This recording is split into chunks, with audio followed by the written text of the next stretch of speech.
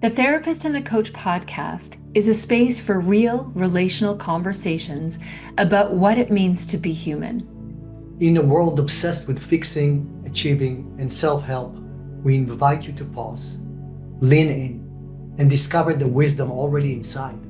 Together, we explore how healing, growth, and transformation can happen not in isolation, but in connection. Through open hearted dialogue, we challenge the myth of self regulation and self improvement, offering instead co regulation, psychological safety, and the power of being seen.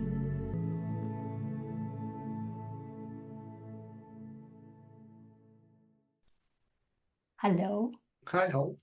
That was a funny hello. It just came out that way. It's Thursday. It is Thursday. It is It's Thursday. our podcast recording day. Yes.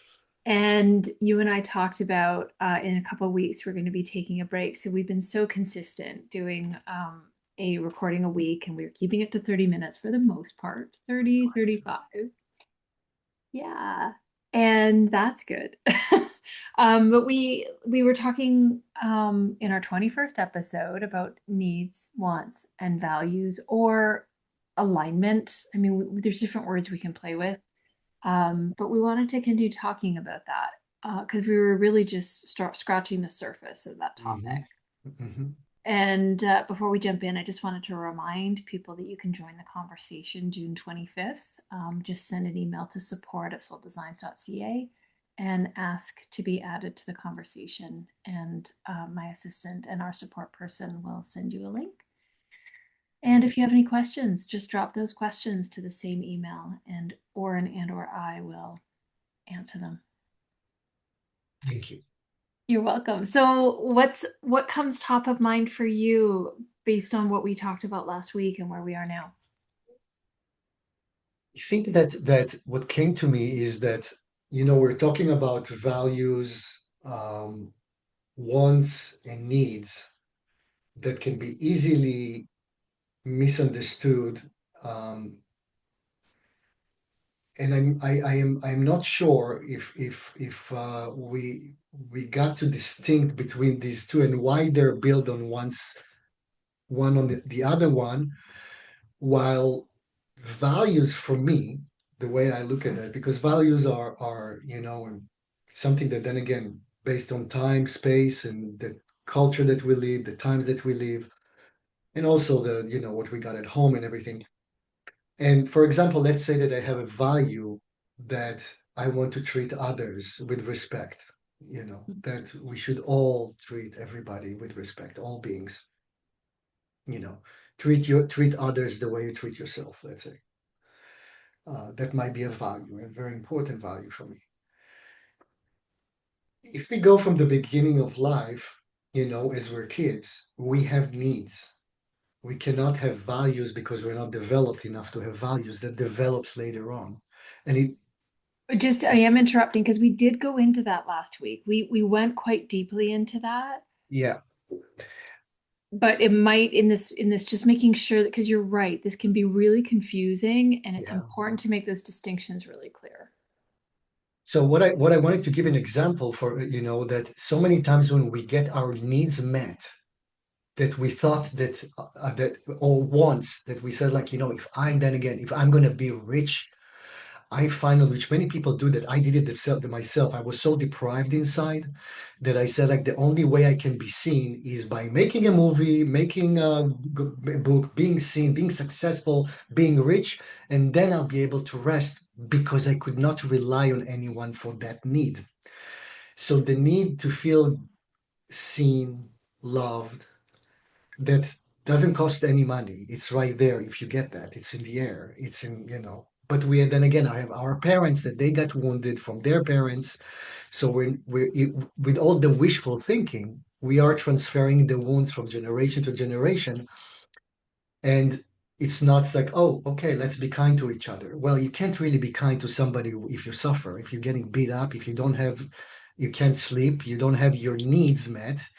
The value of treating others is nice, but so many times, so often what we see is that even people that have values in the right place, so to speak, they're kind, they want to treat others, because of their wounds, they never got what they needed.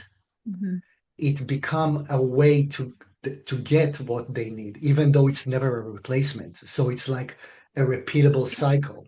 And it's But then empty, and so you and think you it's need empty. more. So they mix the need and want. It's like I need that. It's like I remember, for example, I needed as a young boy, I needed all the things that I had in my mind. I wanted mansion and I wanted car and I wanted this and I want that. And I felt it was a need.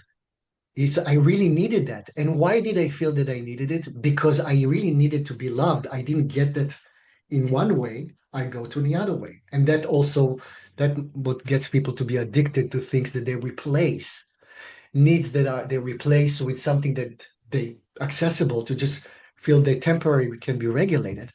But it's becoming like that the need to be loved, to exist, to be important, to be respected should come from within. If we got that from our parents and our environment, if we don't, that need become a want, which is very different than. So, for example, I think I said it a few times. When I was 18, I needed a certain car, and I said, if I'm going to get that, I'll be happy. My whole mindset was about getting, materialistic things or importance by being educated, by feeling being important, by looking in certain way, it's all kind of was a facade, because underneath that, I never felt that if I don't do that, why would anybody love me? So the narcissistic needs that I didn't need to be loved, to be just who I am, never got me to want something that was replacement of the need that I didn't get. So now, years later, after therapy, and I start internalizing my own therapist who loved me, you know, and I kind of took time to really feel, to get experiences that overcame the old experience that I'm actually loved for who I was. What happened was that naturally all the wants that I thought that I needed dissipates. Mm. So I don't have a need all of a sudden to go to a fancy restaurant and sit with all the important people and all that. I could not care less because I don't look at people that way, nor do I need that. So my wants changed. Mhm. And so that's the distinction between wants and needs. My values were always, I want to treat people with respect. But guess what? When I was very wounded, I would try hard to get my values and walk the talk. But so many times I simply couldn't. Well, and it feels fake. It is So fake. if there, it's like I Yeah, liken it to having a hole in one's soul that can't be filled. So it, like you're saying, it becomes greater. The boat becomes bigger. The car becomes more flashy or more it never expensive, or ends. and it just never ends. And at the No. end of the day, it feels so helpless, and it feels so hopeless, and it feels so empty, and Exhausting, and exhausting, exhausting, and exhausting. it's actually not the whole truth, because No. where we got to last time was talking about as adults we can actually make a different choice, and that's why we wanted to talk about this again. And I really appreciate you reiterating the distinctions here, because it's very, very relevant for me too. And this conversation is reminding me of what's actually happening in my marriage right now. Because Brian and I, our teens are preparing to grad, and Yeah, our first one is leaving in a month, and I'll probably be a hot mess and, around end of June. Well, or maybe not. I'll keep that open. I'll keep that door open. exactly. Um, the but Brian and I are having these conversations, and we've got some big decisions to make. And we're realizing as we're talking that the entire rubric that we used to make decisions by has changed, because we celebrated Yes. 20 years. We've got a foundation of love and safety, and like all that we talked about, those basic needs, the Maslow's hierarchy of needs. And I'm referring to that specifically right now because it's just grounding. It's something people can go look up and read and learn about if they're Right. interested. Yeah. Um, and we're and the things that we said we wanted when we got together and then had children and then just got life started lifing and now we're here. We're like, whoa. What It's like, happened? what happened? But it's like, wait, I don't want that thing anymore. Yeah. I don't Yes. want that. Well, what do we want? We actually don't want for anything, which is, I'm going to say it's a bit disconcerting. And I wanted to vocalize that. I didn't realize I needed to until just now because it's a bit weird to not to feel like I have to reach for something or go drive towards something, make something happen. And there's this really odd, it's a word that I don't hear used in the English language a lot. I hear anxiety, like with my clients as well. I hear anxiety, I hear fear, I hear accountability, I hear action, I hear drive towards, I hear results, outcomes. What about contentment? Like when I as an adult take responsibility for meeting my own needs, which is an emotional journey, because in order to do that, I need to accept the fact that my parents did the best that they can and they didn't intentionally wound me. You brought it up just now that they're family of origin wounds, they're historical, they're multi-generational. I had a client call them once the multi-generational dust bunnies in the corners of her bedroom. Like they're like they just collect. Like I didn't even know they were there. And then I moved a piece of furniture and they were hiding. Like Yeah, it's yeah, like, yeah. but we all have them. And yet, if we don't have these kinds of conversations, then, and that breaks my heart is that, and which is why I'm so happy we're talking about this, that to anybody who's listening can then, do this for themselves, take responsibility for getting those needs met. You don't have Hmm. to live with those wounds and you don't have to take your own life. I think about actors that were dearly loved, actors or like, people who really drove to success and got that success and were so loved. And yet that hole could not be filled because the love wasn't, and acceptance and care was not within. It was not given to self. Or was it ever given from a trusted other? Which brings up another thing. And maybe we just tell me if we need to table this because I get a bit tangential sometimes. Okay. The oh, okay. The idea left. Middle of the podcast, had a brilliant thought, and it's gone. So I guess I'm done. No, you just needed to come up and go. Yeah, I guess You so. just need to say hi. You Or maybe it'll come back. just need to say Maybe. hi. I that, and I'm going back. Yeah. Oh, it came back. Okay, welcome back. Thank you. Um, here's the one of the rock and a hard place of getting needs met. And part of the difficulties of being human is if I have an expectation. So, and I don't know if I've said this before, but I had a client once introduce me to this concept that was brilliant, and that is expectations are premeditated disappointments. So if I expect that somebody is going to meet my need for love or for being seen or heard or whatever those are, because usually, like as a young person, as a young adult, I didn't know I had needs. Like I had no idea. This all came out of coaching land for me and my own personal development and growth. Um, the and so I expected other people, and then also was constantly disappointed by the people that I allowed into my life, whether it be a friend, a partner, a group of people, because I put these unknowingly these expectations on them. They would meet this need for me, and then I Right, feel hurt and I feel right, alone, and it just perpetuates that right, that right. hole.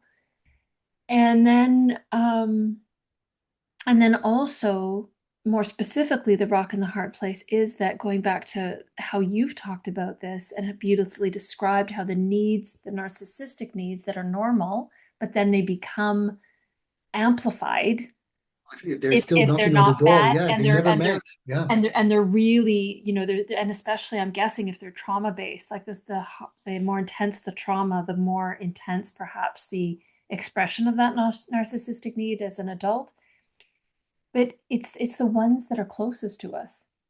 It's the Mhm. ones that we trust the most that usually inflict unknowingly or knowingly the initial wound Oh, absolutely. or the unmet need Yes.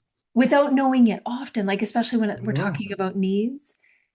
Um, you know, let's just say my dad wasn't a hugger. I had, touch was really, I didn't get the touch I needed. Nope, that wouldn't have been on his radar. Like, Yeah. or but then I go out as an adult and I've learned that I can't trust people that are closest to me.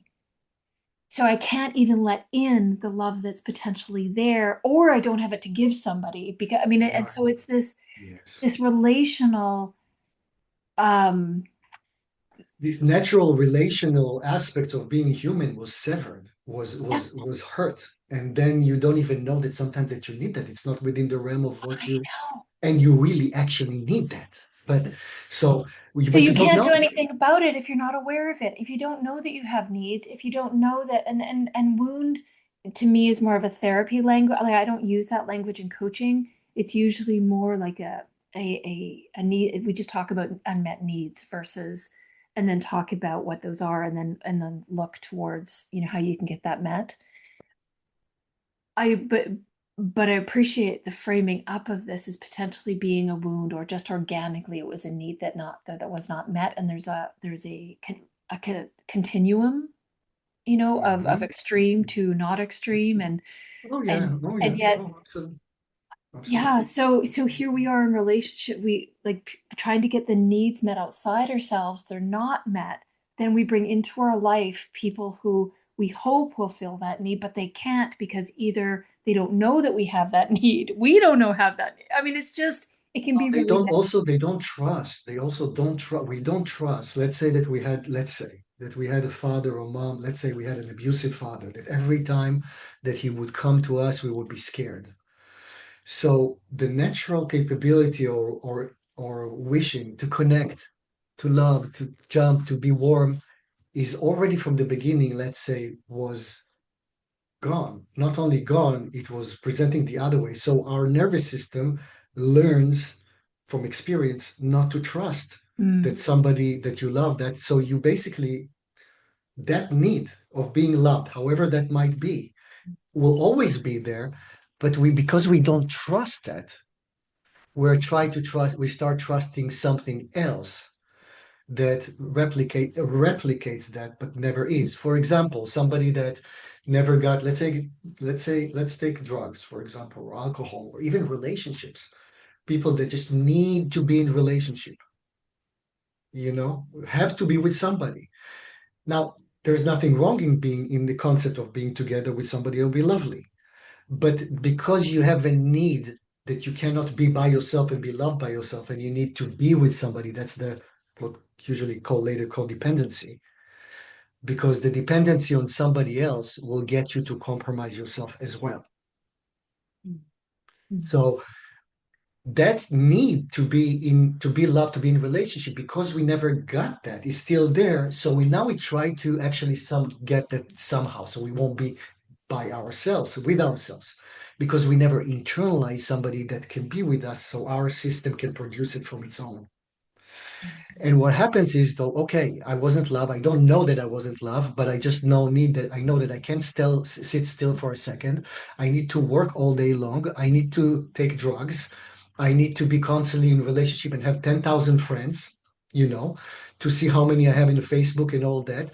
So you're just constantly getting exhausted by seeking something, a need that was never met from the beginning and now became something that you feel like that you really want. I really want to be with somebody. I really want. Well, you have to ask yourself, what is the need to be with somebody? Are you scared being alone? Are you scared being okay? That's okay. But if you're putting your well-being in somebody else, mm, you are compromise your whole self on that person who also is a person and so you both going to become together getting something from each other while compromising each other. And then there is a need for drugs, for example. It's people that, let's say, hooked up to drugs or alcohol and really have a need to drink right now. Is it a true need that we were born with? We don't need alcohol to survive. It's actually destroying us. Mhm. But there is a need underneath that. That's the need underneath addiction, or things that we're doing that supposedly helping us, but we're just running, getting those the wants. I want to be in a relationship, I want that, but it's actually a need that was never met. What we don't understand is that we're constantly exhausting ourselves and compromising ourselves. Like, for example, let's say that I have a need to be with somebody that I really love, but they kind of want me to give up on, let's say, motorcycling that I love. And, I would say, well, I really like motorcycles and I really love that, but I really need that. I need to be in a relationship. I won't even think about it. It will be just automatic because it's a need, you know? I will in 2 seconds probably give up the motorcycles in order to be in that. I'm just giving an example how we are compromising ourselves Good example. when a need is not met. Now, had somebody told me, Oren, give up on that, but I have myself, I would say, oh, absolutely not. The person that will be with me would actually let me be because they can be themselves. If they're scared, they need to check their own fear. Now, riding motorcycle is dangerous, but living is dangerous, right? Like, we have to live. We don't have to. I want to live to the fullest, not to compromise by fear. But Mhm. if I'm scared to lose them because I have an unmet inside that I cannot be by myself, I will compromise other things that are important to me. And that's just a little example. It's a really good example, and thank you for bringing that forward. You've got really good examples, and you're bringing up and illustrating the concept of codependence and the birthplace of codependence. Perhaps one of them, because again, I don't know that from a psychological standpoint. You would know more about that, but one of the birthplaces of codependence, but also the distinction between that and how that starts, or where that starts within us and is projected and becomes relational. Yeah. And then how quickly it can happen, and it's all feels good because it's all love and that needs being met, and then the honeymoon period moves off, and then there's and then all of a You sudden, remember? Do you remember when we talked about the code, the enmeshment part when we talked about yes, that? This is where the needs are starting met. yes, If we don't have anybody to depend on, yes, then that person that we could not depend on to being for us is now gone, and we're kind of stayed yes. half, not whole. So we look for our other So we whole. start. That's the need, and it was a need to be with Yeah, mom. If that need yeah, was like, go away, you constantly cling on me. I'm tired and that, and the kids start feeling ashamed at that point of time, yeah, not by verbal, by yeah. unconscious communication. So that becomes that pattern of codependence, and Yes. the alternative is, oh, so the other thing that you brought up is this concept or idea of Ah, get it. Oh, okay, it's gone. It got But away. the interdependence, so that we have a choice, because part of what we're wanting to really bring forward is, okay, there's a reason for all of this, and it's a human experience we're having. Understanding it, which is why we're reiterating it, is so important, because then one can actually start to do something about it. If I understand what's going on, Yes. you don't have to understand it all. You don't need to go and take a psychology course. It's enough to understand that Mm, A, we all have needs. B, what are they? C, as adults, we've got conscious choice and capacity and will to make choices to get those met ourselves, and do our best not to expect others to meet those needs. And if we can meet those needs for ourselves, we can have the relationship without the entanglement, the enmeshment, the expectations, the disappointment, the messiness that sometimes causes the breakdown, the abuse, perpetuates patterns as well. So there is really, we each of us, what's really showing up for me in this, has almost a social responsibility to self-reflect in this way hmm and to hmm explore this idea, and it will better our lives because we can make conscious choices about who we let in and why. And imagine having a partner who aligned with our values versus our needs. Like Yes. what a whole, I mean, a different. Yes, and it's a very different distinction. I think it's really important what you're right now saying, because people so many times get, oh, do you know, let's say that you're going for the first date and say like, so what's your values? What's that? Do you want I like being kind to animals. Oh, me too. Do you want kids? I want that too. Do you want, it's kind of an alignment of values that is, oh, I have the same value. I'm really whatever it is. And they come, okay, let's make a deal. Let's sign it. Let's go for it. You know, Yeah. we're ready to go. Well, usually I say to people, you don't really know the person. This is just a declaration of what you stand for your values that you want. Is this the reality of the person or even you? Are you capable of being kind? For how long depends on how you are inside. You Mm. know, my father, I can't imagine that he wanted to beat me up. But at those times where he could not see in his eyes, where his rage came from his own experience, and I was the easiest target, he could not see a child in front of him. And that was not all of him. He had other parts of him that were kind to others. Mhm. So as much as his value can imagine, I can't imagine if you ask him before he got a child, I want to give my child everything that I never got from my parents. And there's a true intention I won't. And so we usually go to what was done to us that we're not going to do again. Yeah. So I had many clients that was like, I did very different than my father did. My father drank, I didn't drink. I promise I won't lay a hand on my child and when my father beat me up. And they didn't. They didn't drink, they didn't hit their kids, and their kids still on drugs. Why? Because now they're holding their unresolved issues, anger, upset at bay, but they cannot connect to the kid. So it just comes from a complete different door. Now, so they just don't exist. Just not to go cause harm, they don't exist. It's just a different sides of the same coin. And then the kids, and you ask the kids, well, why are you kind of like complaining? Your father, he had it really tough and he never really touched you. And even it's like, and then there's shame on the shame. Like my Yeah. father really actually didn't beat me up and I actually had everything and he gave me his credit card. But then again, they weren't capable because they had to hold themselves at bay, not to hurt their kids if they were connected. Yeah. This is how the dysregulated parents from their own wood is coming to the picture. So you said something also so important that it is maybe a beginning. What do we need to do about that? Is first of all, hear that and just start sitting and asking yourself questions more than answers. And Mm. the questions that I would ask, for example, it's like I need to constantly do something. I constantly need to go and go. What happens when you stay still to you? Mm. Ask that. What is the need to go and because then you start losing the track why you need that even. Mm. Why do you need another bag? Why do you need another car? Why do you need another things that you don't even know what you have or not? Or even if you do, the moment you got it, you need to go to Amazon and get another one.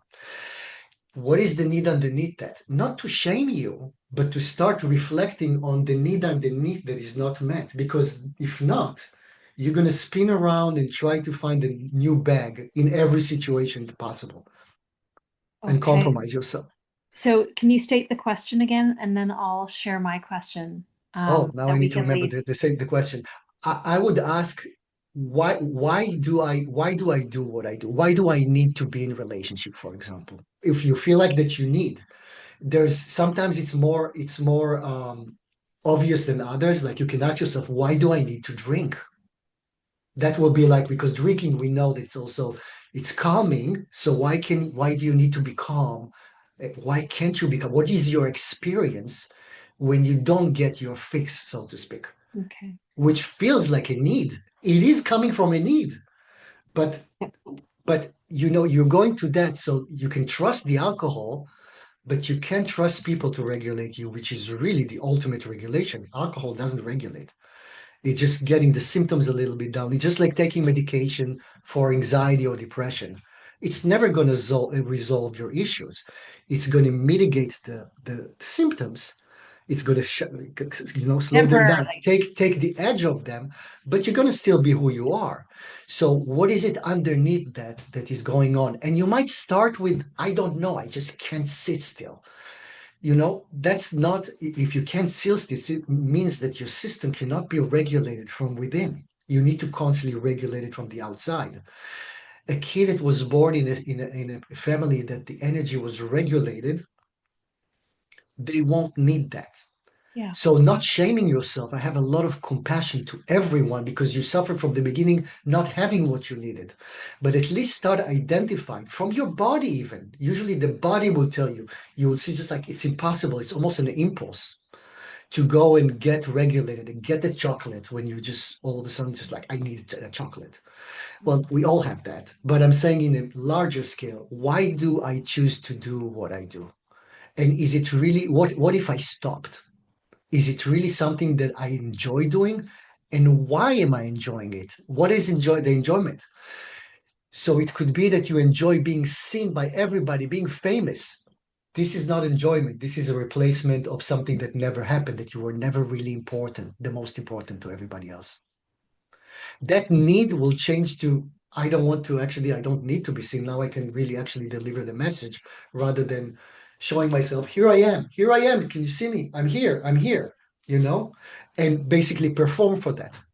So Mhm. I know we need to finish, but Yeah, that's I am great. I mean, sorry, I'm rambling. no, I love your rambles because it is an aspect of performing. Like Yes. whether we're on stage or whether we're just in our life, and maybe we can talk about the different I think masks that we wear. we will have a segue from that next time to talk about the Yeah. performance and how the performance is has to do with all that we talked about until now. Yeah. And, it shows up a lot in coaching too, is this idea of who I am performing.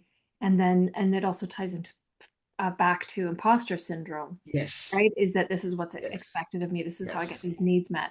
All right. So, Yes. I just wanted to put a few bullet points as we close, and that is that change does not happen in a place called comfortable. So if one is inspired by what you're listening to here to start to reflect on your needs in the way and using some of the questions that Oren just put out, um, it might feel counterintuitive. Like you were saying, it might be like so uncomfortable in your body that you can't stand it. I used to smoke. I smoked for years as a Yeah, teenager. I me didn't too. drink, Yeah. but I did smoke.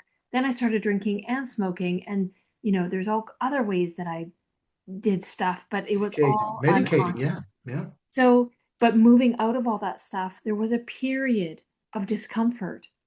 So expect that, and it's much.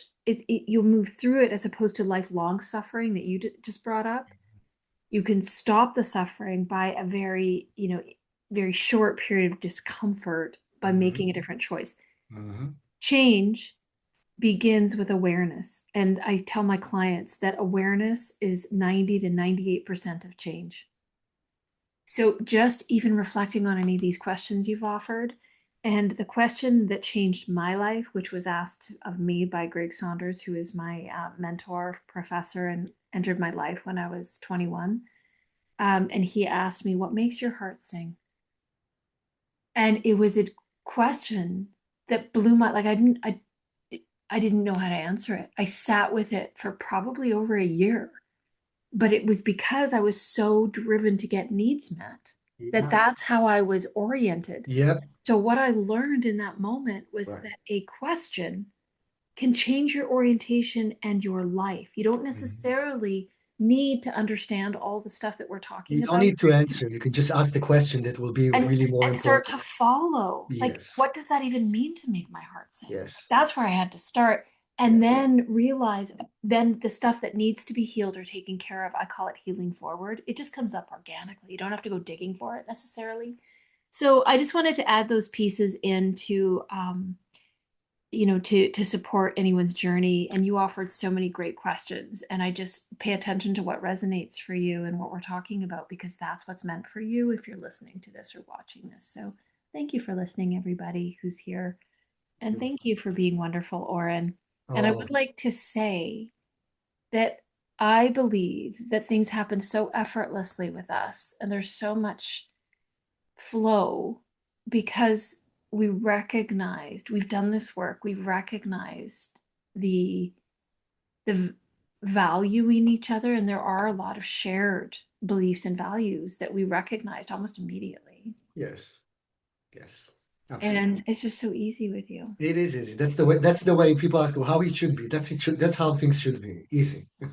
Life Yeah. shouldn't be that hard. I mean, it's hard anyway to be on planet Earth, but in terms of relationship and think, if you're being seen, if you can be, and you are in an environment that you can be, then it's really easy. You don't have to try hard. When we try hard, something is not right. Yeah. Oh, that's a good indicator. If I'm trying too hard. We will talk about the performance next time, and then we'll go about how hard we try to be seen, to be Mm, loved. And mm, so many times we're looking in the wrong places because that's what we got from that we cannot yeah. really get it from the right places. So, Well, we don't know how, or but we we can't don't even trust the know. right Yeah, places. yeah, Yeah. we Okay. just know. Yeah, we'll All right. go back to Thank you, Oren. I'm going to stop the recording. Take care, everyone. Be well.